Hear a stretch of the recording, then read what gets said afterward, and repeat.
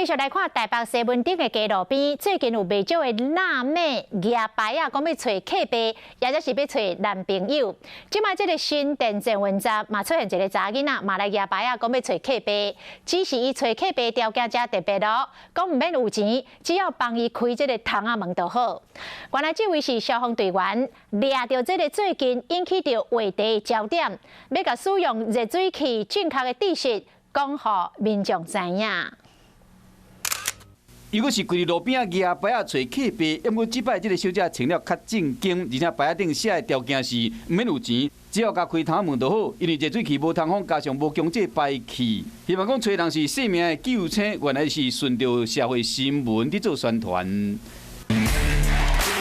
伫灾难现场，甲搜救犬并肩作战，这个就是牙牌要找人的陈美安，上特考毕业10年啊，嘛是今年消防主持月历主角之一。平时工作就是负责宣传，用这个灵感，佫真正请真侪过路人伫甲看。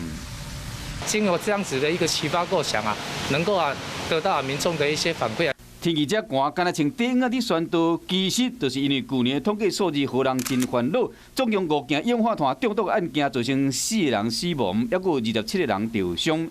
上局提醒乡亲，热水器若无强制排气，又佫无通风，上好窗门拍开，安尼较安全。